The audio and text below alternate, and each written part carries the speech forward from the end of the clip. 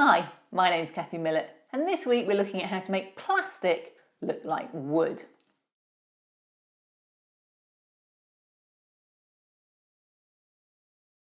There are so many examples of wood out there, from buildings all the way through to railways, which is what I'm modelling. Some of it heavily creosoted, some of it very light.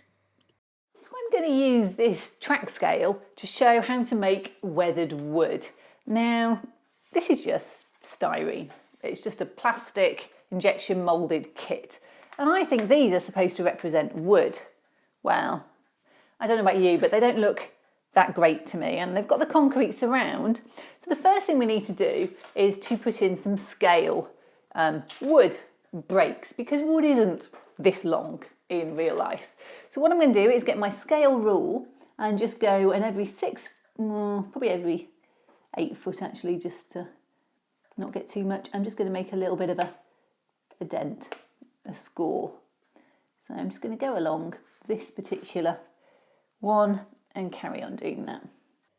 Just remember to stagger your ends, just like in the real thing, where they don't want them all in the same place because that would create a weakness. So that took a while, but the next step is much quicker. So now we need to put a little bit of wood grain. Now, please think about the scale that you're in. I'm going to use a couple of tools. One's a brass brush, and the other's it's a sort of X-Acto saw. It's got a very fine tooth because this is HO scale. And also this is a working layout or a working railroad. It's not going to be that battered, this wood. If you want your wood to be more weathered and worn, then I suggest you get a slightly bigger saw teeth spacing, and then you can get wider. So what you need to do is just literally, not totally slowly, just drag it along. And here we go. As you can see, it just creates a little bit of grain. Now, some people might say this is too much, and they might be right, but the eye expects to see a little bit, so we're just giving it that realism that it would expect to see. So there we go. So we don't want it to be massively, and because I'd already painted this, then you can see. There we go. There we go, so that's my wood grain put on. Subtle, just a little bit. Now at this point I would normally go and prime it. I'd already primed these because I started this kit ages ago, but I would normally now go and put my primer on so that everything's on the plastic is done before you start painting. So this next stage now, and I would have primed this in grey normally, is to actually paint it into the colour that you want. Now have a think, if you've got a very silvery grey, you want to start with a light grey.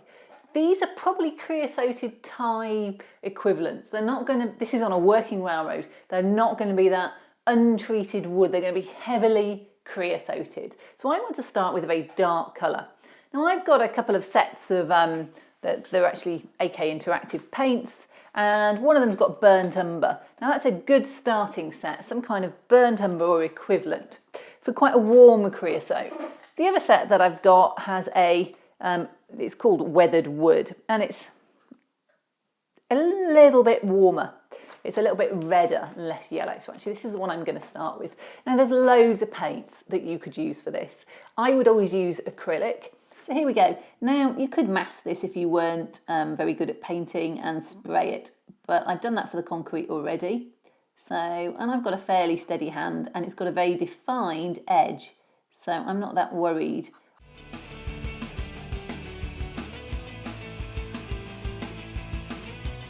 So my base coat for the wood has dried, and the next stage is to put a wash on. Now, I could put isopropyl alcohol and India ink. It's a very commonly used sort of going into the cracks kind of solution in modelling.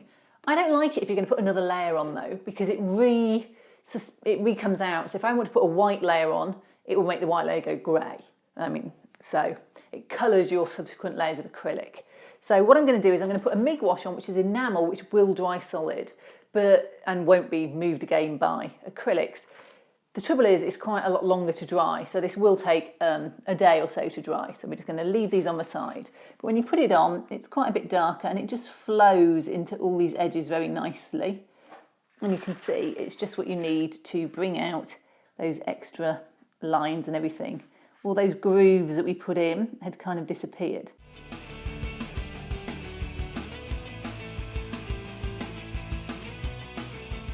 So the next thing I need to do is dry brush this. This needs quite a pigment rich, thick paint, and I'm going to use Tamiya because I do like Tamiya, and I'm going to make sure that this is incredibly dry as a brush, and that when I put it in, again, there's not a lot left on the brush, because the thing with dry brushing, it's not kidding when it says it needs to be dry. So what you want to do is just catch the surfaces like this. You don't want it to go into the gaps. You want to brush in the direction of the grain, really, because you want to all your paint to be emphasising the grain direction, and if you brush sideways you won't get that. And you just want to run all the way down here. Now this is just a brown, it's XF52 Tamiya brown.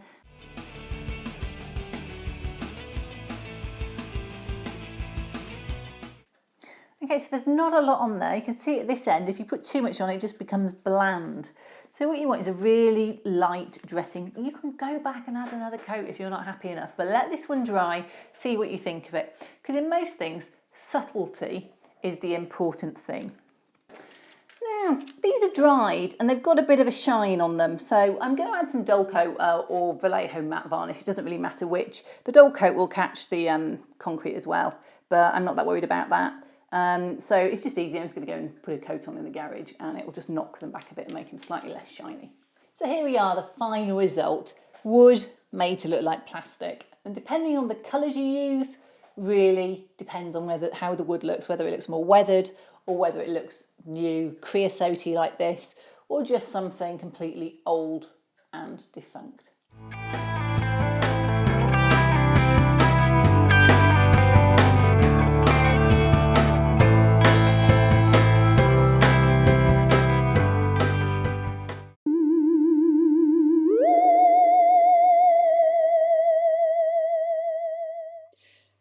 In this week's Adventures of the Mini Cathys, it's getting hotter and hotter.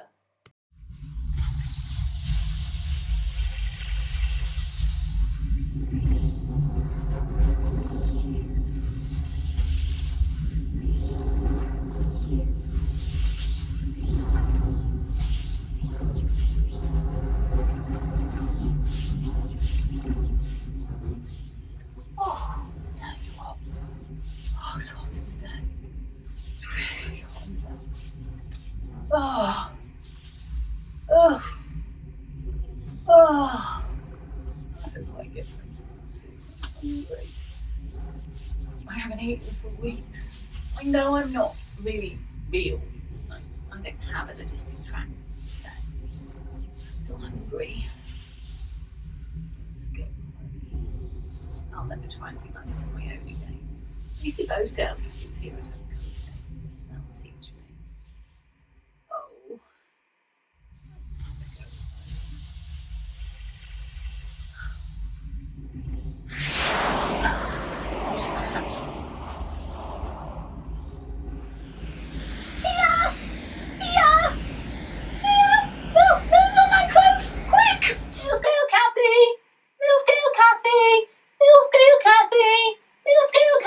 Are you there?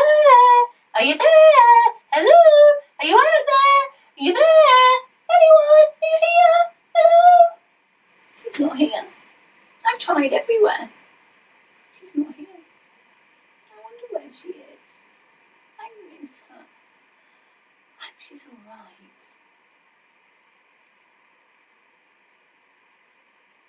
Will Mill-Scale Cathy be reunited with N-Scale Cathy soon?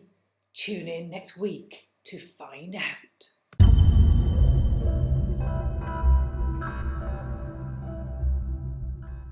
Well, I hope you enjoyed this week's episode. If you did, then subscribe to me on YouTube. Alternatively, like me on Facebook, Cathy Millett Modelling, or on my website, cathymillett.co.uk.